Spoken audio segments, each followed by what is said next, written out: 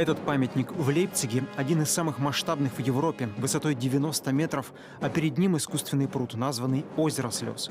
Комплекс по проекту немецкого архитектора Бруно Шмидца строился 5 лет и был сдан в 1913 году к столетию события, изменившего Европу.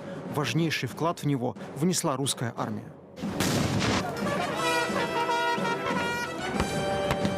Это сражение в 1813 году, уже через несколько дней после его завершения, полковник прусского генерального штаба Мюфлинг назвал «битвой народов». Значимость ее понимали уже тогда. 500 000 человек из разных армий Европы под Лейпцигом столкнулись в одном из самых кровавых сражений на континенте. Почему называют битвой народов? Потому что в армии Наполеона в это время сражались и, кроме французов, французы, немцы из разных немецких земель, сражались португальцы, швейцарцы, голландцы. Что касается союзников, это русские, австрийцы, прусаки, шведы и даже 18 000 англичан. К этой битве Европа готовилась почти год. Политическая карта Старого Света с первого взгляда выглядела тогда довольно просто. С одной стороны, государство, которое Наполеон завоевал, с другой – его противники. А тогда, в конце 1812-го, это лишь Россия и Англия. Но в политике просто не бывает. Пруссия формально на стороне Франции. Австрия держит нейтралитет, помня о хороших отношениях с Россией. Но опять же, формально с Наполеоном. Ведь он тогда уже женат на Марии Луизе, дочери австрийского императора Франца I. Но как только русские войска перешли границу, погнав остатки наполеоновской армии обратно, многое изменилось. Наполеон, который покинул Россию, то есть он бежал, опередив весть о своем разгроме, о своем поражении, и явившись в Совет Министров, он объявил о том, что он не проиграл ни одного сражения, армия в прекрасном состоянии. Правду в Европе узнали, увидев русскую армию. Для главнокомандующего Михаила Кутузова и императора Александра I это было непростое, но верное решение. После изгнания Наполеона из России продолжить военный поход за границей, чтобы полностью уничтожить врага. А вот что случилось в Европе, первыми увидели поляки и немцы, это когда через наши границы обратно стали возвращаться остатки разбитой армии Наполеона. То есть, когда в Германии увидели оборванных, изможденных, истощенных, израненных французских солдат, европейцы сначала не поверили своим глазам. То есть они не поняли вообще этого явления. А потом следом за армией Наполеона в Европу стали входить русские войска. Вот тут поняли, что случилось. Обычные европейцы приветствовали русских как освободителей. Им наполеоновское правление принесло мало чего хорошего. От территорий, вошедших в состав Французской империи, нужна была только контрибуция, то есть дань в пользу завоевателя, и солдаты. Наполеон запретил торговлю с Англией и Россией, но процветала контрабанда, по сути, разорявшая европейские государства. Не случайно даже маршал Наполеона Мармон говорил, что годы правления Наполеона в Европе – это времена всеобщей бедности и нищеты. Русская армия стала силой в Европе, способной противостоять некогда непобедимой армии Наполеона и объединить тех, кто колебался. Король Пруссии дал понять, что как только его территория будет занята русской, а не французской армией, страна перейдет на сторону России. Австрия, наш давний союзник, втайне от Франции также вела переговоры с Александром I. Император Франц сказал: а вот теперь я покажу ему, что я такое. Вот, то есть даже то обстоятельство, что его дочь замужем за Наполеоном, для Франца оказалось не имеет никакого значения.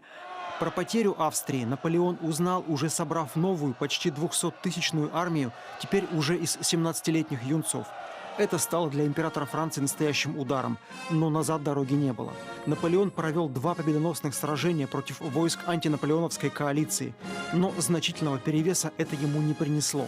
Во время европейского похода русской армии в Пруссии скончался главнокомандующий Михаил Кутузов. Александр I, понимая, что такого великого полководца уже никогда не будет, и желая предоставить союзникам больше свободы действий, отдал общее командование австрийскому фельдмаршалу Шварценбергу.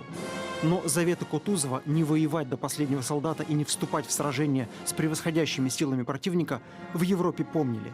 Поэтому только когда у союзников собралась армия в 400 000 солдат, было решено дать Наполеону бой под Лейпцигом.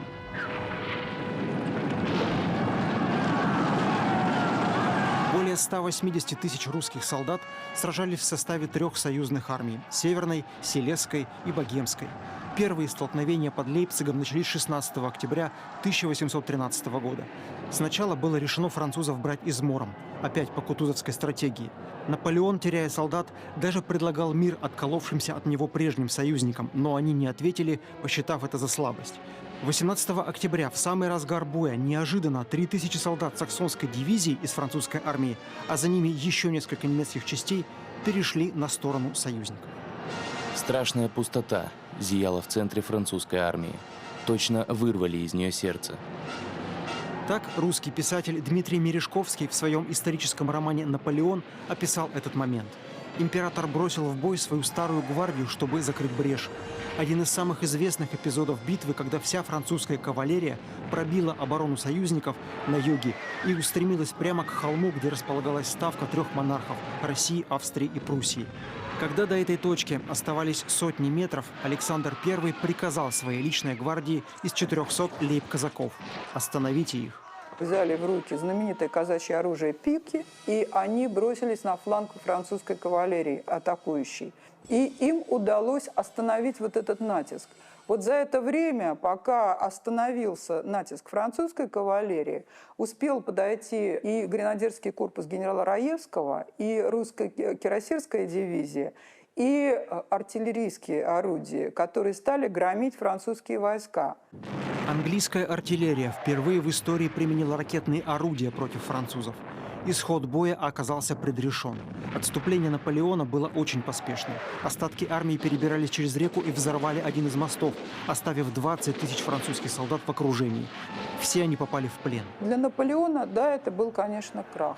Все плоды усилий Наполеона в Германии были потеряны. И он, как он ни старался этого избежать, но он возвратился во Францию побежденным. Уже в марте 1814 года русские войска маршировали по Парижу. Авторитет России в Европе вырос необычайно. И не только среди монархов и элиты, но и среди простых подданных. Ведь цель заграничного похода русской армии звучала по-настоящему благородно. Александр I везде объявлял, благо хорошо говорил по-немецки, как и по-французски: «Я принес вам мир и свободу торговли». Битва под Лейпцигом показала не только силу нашей армии. Русских, обычных солдат, офицеров, главнокомандующих узнали в Европе лично, а не из наполеоновской прессы.